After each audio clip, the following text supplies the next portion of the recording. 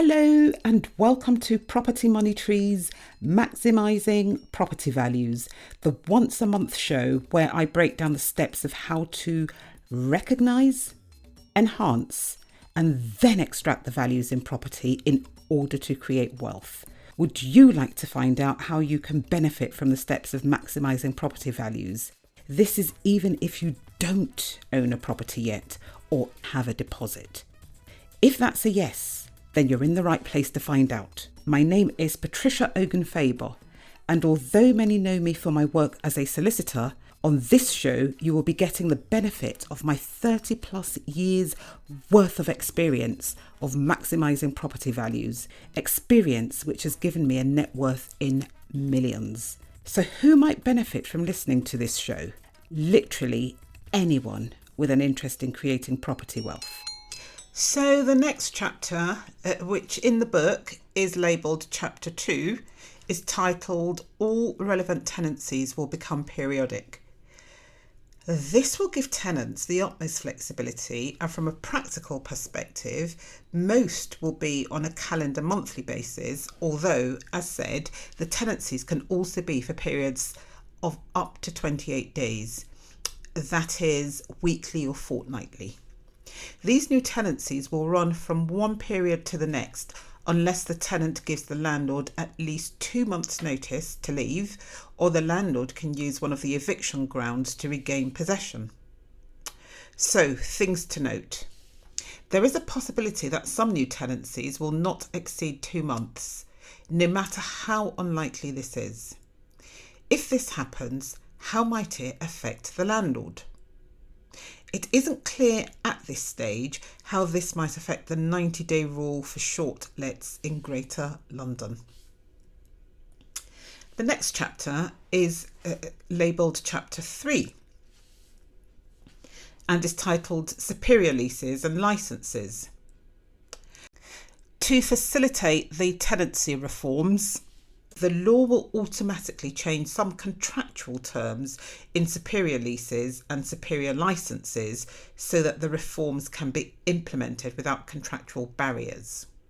Things to note. The Act will make superior leases and superior licences allow assured tenancy subletting where the contracts only allow assured short-hold tenancy sublettings. Any agreement between the landlords that vacant possession must be given, returned at the end of a tenancy will no longer be enforceable, and so the superior landlord may find themselves the person needing to obtain possession. What will this mean? The main consequence here is that superior landlords and licensors will no longer be able to insist on being given vacant possession at the end of a rent-to-rent or similar agreement, and so may well inherit the tenants when such agreements end. How to mitigate the potential risks. 1. Review all relevant contracts and seek expert professional advice. 2. Consider if the lack of guaranteed vacant possession or damages in lieu will cause any difficulties for the landlord's business. 3. Consider whether to take out any insurance to protect the business against any risk this may present. 4. Find a reputable possessions outfit that can be called on if the need arises, as now might be a good time to forge necessary relationships. 5. As a superior landlord/licensor, should you become involved in the due diligence regarding your tenants' assured tenants? The next chapter deals with possession grounds, and it's a very important chapter. So I think I'd like to have an episode dedicated to that. So I'm going to end today's episode here, and next month I'll talk about the possession grounds as they will be. So it's really looking at the Renters' Rights Act once it's been passed into law as to what that is most likely to say based on what the bill currently contains.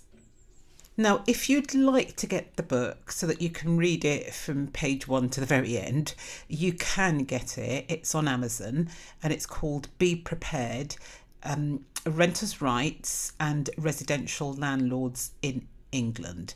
If you just search Be Prepared and Patricia, maybe it will come up. Be Prepared and Faber, it will definitely come up. And if you put in the full title of the book, then it will definitely come up. It is £2.50 on Amazon, but every penny of the royalties due on the book is going to Centrepoint, which is an amazing charity that deals with youth homelessness. See you next month.